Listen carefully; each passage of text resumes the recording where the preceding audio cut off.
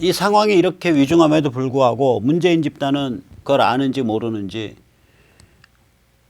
야, 왜 당신들 저렇게 북에서 막 계속해서 핵미사일 프로그램 계속 진행하고 있는데 이 와중에 뭐 대화한다 그러고 뭐 귤인지 뭔지도 다 퍼줄라 그러고 트럭에다가 막 실어갖고 보내고 그 평창올림픽 때는 그리고 DMZ 뭉개고 NLL 뭉개고 한강하고 내주고 이게 지금 뭐 하는 짓이야?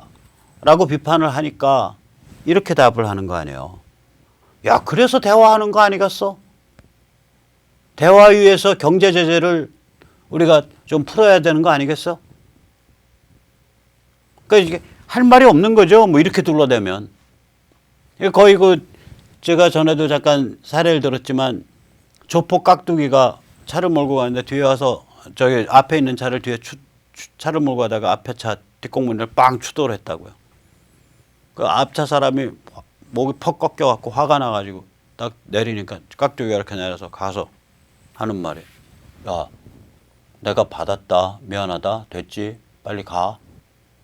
이런 화법하고 다를 바가 없는 거예요. 이게 지금 문재인 집단의 화법이. 아니 핵과 미사일 탑재하고 그래서 우리가 좀 양보하고 대화하자는 거 아니겠어. 이제 막가자는 얘기죠. 한마디로. 막가자는 거죠.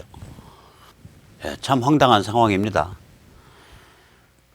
그래서 우리는 이걸 어떻게 봐야 되냐. 중국과 북한은 한 패키지로 봐야 돼요.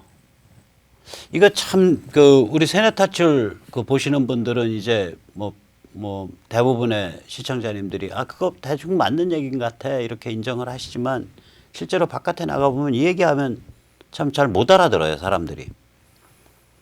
미중 전쟁의 심각한 장기 프로젝트라면 북한 해방은 상수죠. 그렇잖아요. 왜 그러냐면 북한 놔두면 한반도가 친중 반미 코리아 연방 가고 그 다음에 서해가 중국의 내해가 되는데 그거는 말이 안 되는 거죠. 그냥 아시아 질서 전체가 흔들려 버리는 거예요. 세계 질서 전체가. 또 거꾸로 북한을 해방시키면 미중 전쟁에 있어서 중국인들한테 어마무시한 심리적 폭탄을 떨어뜨리는 게 되는데 그러니까 북한 해방을 경제적으로 목줄을 졸라서 해방시키던 아니면은 군사 옵션으로 해방시키던 해방시킬 수밖에 없는 상태예요, 미국은. 그리고 이제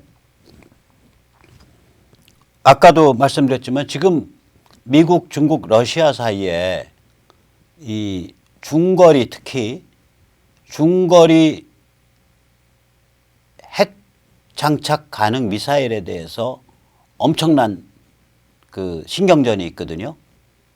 이 와중에 막 기어 들어간 건데 이 신경전이 얼마나 살벌한 거냐면 INF를 미국이 탈퇴할 정도란 말이에요. 국제조약을. 러시아와 미국 사이에. 옛날 소련과 맺은 거예요. 이거 1987년에. 이게 이제 소련의 그 당시에 마지막 소련 총서기장이죠. 고르바초프하고 레이건이 1987년에 맺은 조약이거든요. 이게. 이거를 탈퇴할 정도로 지금 이 중거리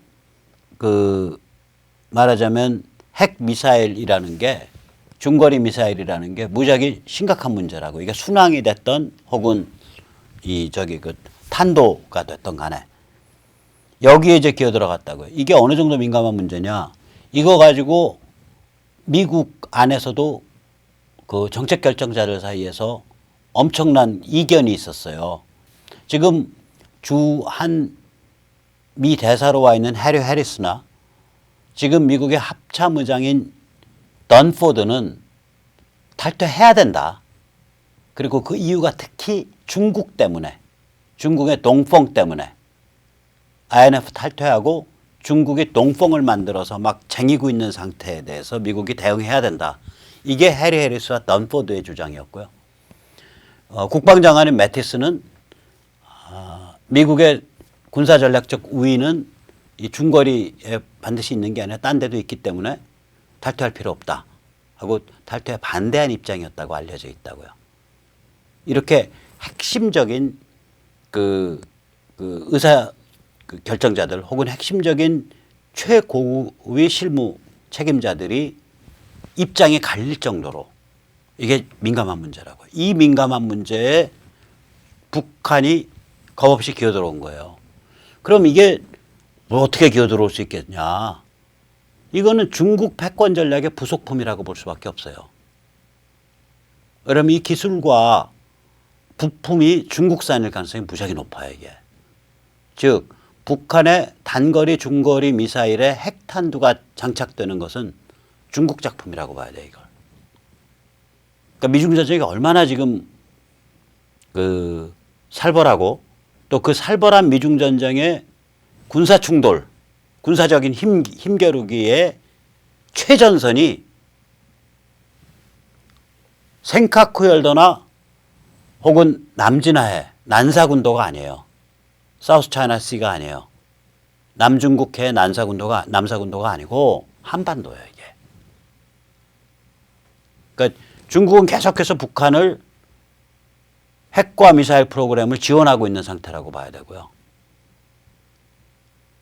그걸 통해서 북한 애들한테 안심하고 미국한테 개겨. 우리가 뒤에 있어. 이 시그널을 보내고 있다고 보입니다. 안 그러면 이 핵미사일 프로그램 개발이 저렇게 진행이 안 되고 있어요. 그럼 미국 입장에서는 중국의 도발, 북한의 도발이 그렇게 이어질수록 또한 문재인 정부의 행보가 친중 반미 코리아 연방으로 쏠리면 쏠릴수록 저거 북한 해방시켜야겠구나. 방법이 없네. 맥시멈 프레셔, 최대 압박. 한편으로 경제제재, 다른 한편으로 군사 포위를 통해서 북한의 붕괴를 이끌어내든가. 그게 안 되면 기다려도 그게 안 되면은 군사 옵션을 하든가 해서 저거는 꼭지를 따야겠다. 이렇게 판단할 수밖에 없습니다, 이게. 자, 이런 상태에서 이제 상황이 이러니까 저는 이제 평양 붕괴나 북한 해방이 다가오고 있다고 생각하거든요. 그러면 당연히 한반도의 어떤 정치 문화의 급변화가 있을 수밖에 없죠. 그러면 한반도 정치 문화를 급변화시키려면 혹은 그걸 촉진하려면 박근혜 이슈를 피해갈 수가 없습니다. 그래서 제가 새누리 탈출에서 자꾸 얘기하듯이 박근혜 이슈를 피하고서는 무슨 뭐 우파니 보수니 뭐 자유민주 진영이니 대동단결이니 뭐 단일대오니 반문연대니 이게 다 불가능하다. 또 거꾸로 박근혜 이슈를 제대로만 다루면 그거에 감동하는 국민이 25에서 30% 그냥 집결된다. 그날로. 그리고 거기서 부풀려 갖고 그게 45, 50 가면 끝나는 거예요. 특히 평양 붕괴를 겨냥하잖아요. 만약에 내후년 총선 이전에 평양이 붕괴한다. 저는 그럴 확률은 거의 90% 이상이라고 보는데 내후년 4월 총선 이전에 평양이 붕괴하면 그 평양이라는 구심점이 없어졌기 때문에 깡통 진보 진영 이쪽이 친북 진영, 친북 성향의 진영, 친북 동조 진영 이게 4분 오열돼요. 4분 오열된다는 얘기는 뭐냐면 우리 쪽은 이 자유민주 진영은 40%만 자기 표를 확실히 구축하고 있어도 대승한다는 얘기예요, 이게. 그러면 박근혜 문제만 제대로 풀면 박근혜 이슈 문제만 제대로 풀면 기본 나가리가 25에서 35% 먹고 들어가는데 거기서 다시 15% 20% 빌드업 하는 건 일도 아니거든요. 그러니까 그렇게 머리를 써야 되는데 이 정치권에 있는 사람들이 그 머리를 안 쓰는 거예요. 그러니까 이게 IQ가 2자리라 그래야 되나 무식하다 그래야 되나 교만하다 그래야 되나 잘 모르겠어요. 아무튼 간에 상황이 이래서 그런지 저는 그래서 그렇다고 보는데 미국 군사정보 커뮤니티에서 계속 탄핵과 박근혜 얘기가 요새 거론되기 시작을 해요. 이게 처음 있는 일입니다. 2016년 그 언론이 인격살인 시작하기 한 그 10월부터 시작했죠. 그 이래로 처음 있는 일이에요, 이게. 2년 만에. 그래서 이걸 무지하게 주목을 해야 됩니다. 참고로 보통 분들은 이제 이런 용어에 익숙하지가 않아요. 군사정보 커뮤니티. 군사정보 커뮤니티가 뭐야? 이건 이제 그쪽 사람들 용어입니다. 이걸 밀리터리 인텔리전스 커뮤니티라 그래요. 이게 뭐냐면 예를 들면 무슨 우리가 본 시리즈 있잖아요. 본 알티메트 뭐 이런 것 같은 본 시리즈에서 나오는 것 같은 불법적 비밀 공작 요원. 이것도 이런 사람도 군사정보 커뮤니티에 속하는 거고요. 쭉 빼갖고 요번에 그 사람이 누구? 스틸웰. 그러니까 스틸웰. 요번에 국무부 동아태 담당 차관 보호된 사람이요. 그 사람은 공군 준장 출신이고 평생 중국과 한국에 관한 군사 정보만 들여다본 사람이에요. 군사 정보 분석가라고요. 그러니까 배운 사람이고요. 그 사람이 어디 나왔더라? 그 어디 대학에 박사죠? 괜찮은 대학에. 그러니까 이런 사람도 군사정보 커뮤니티예요. 그 현장에서 총 쏘고 다니고 암살하고 이것도 군사정보 커뮤니티에 속하는 사람이고 책상 물림으로 앉아가지고 정보 분석하고 평론하고 평가하고 이런 사람도 군사정보 커뮤니티에 속해요. 이걸 군사정보 커뮤니티라고 합니다. 이 군사정보 커뮤니티에 속하는 평론가들이 이런 얘기들을 해요. 지금 그 미국의 군사정보 커뮤니티에 속한 사람들이 자기들 그 소스를 흘리는 언론의 채널 중에 하나가 이 여기에요. 그러니까 워싱턴 프리 비컨, 그러니까 워싱턴 자유등대라는 온라인 매체인데 여기에서 그 상당히 이름 있는 기자가 있어요. 그 칼럼니스트가 빌 거스. 빌 거스가 군사정보 커뮤니티를 인용해서 뭐라고 표현했냐. 제가 그냥 읽어드릴게요.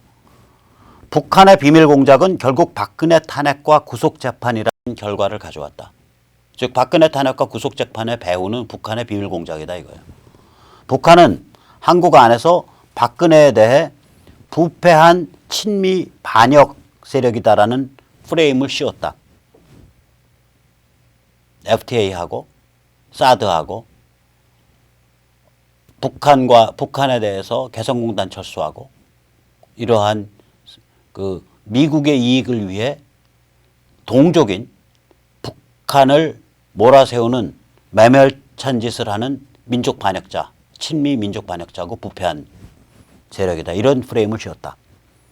김정은의 입장에서는 박근혜 탄핵과 구속은 정보 심리전의 대대적인 승리이다. 이렇게 썼어요. 믿거나 말거나 이렇게 썼어요.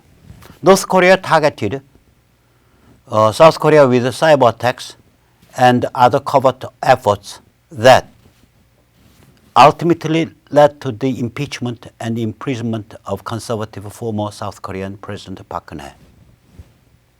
그러니까 줄여서 표현하면 북한의 비밀 공작은 결국 박근혜 탄핵과 구속 재판을 결과로서 가져왔다. 바꿔 말하면 박근혜 탄핵과 구속 재판은 북한 비밀 공작의 작품이다. In South Korea, the North Koreans used information operations to portray the Park administration as corrupt and in league with the hostile United States. 민족 이익에 적대적인 미국에 봉사하는 부패한 정권이라고 박근혜를 프레이밍했다.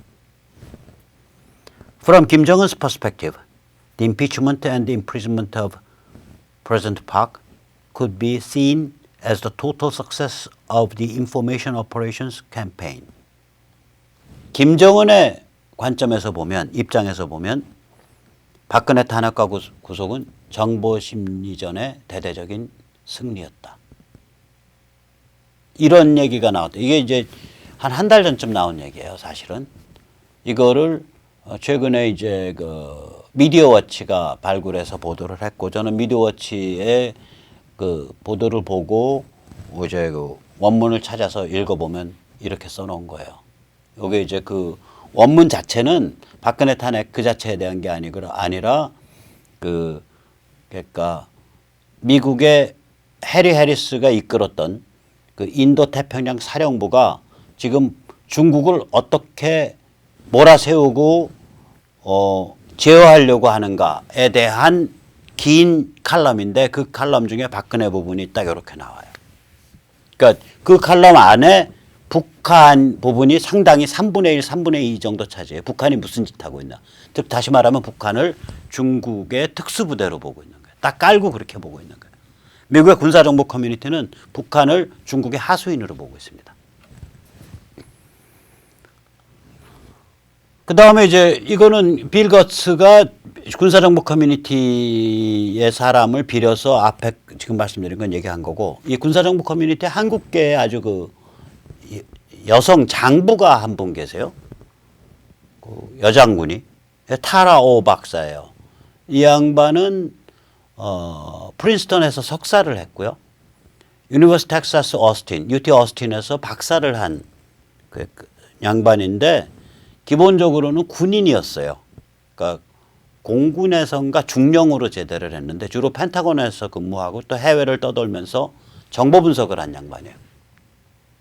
그러니까 군사정보 분석을 하고 군사정보를 그 수집하고 이거의 전문가죠. 평생을 그렇게 산 사람이에요. 이 여자분이. 그러니까 이게 그냥 만만한 양반 아니죠. 이 타라오 박사가. 이 타라오 박사를 우리 김세희 기자가 저기 그 가로세로 김세희 그 가로세로 연구소의 김세희 대표가 워싱턴을 방문해서 엊그저께 워싱턴에서 그 찍어서 올려준 거예요. 거기서 보면 타라오 박사가 뭐라고 발언했냐. 그냥 그대로 인용할게요.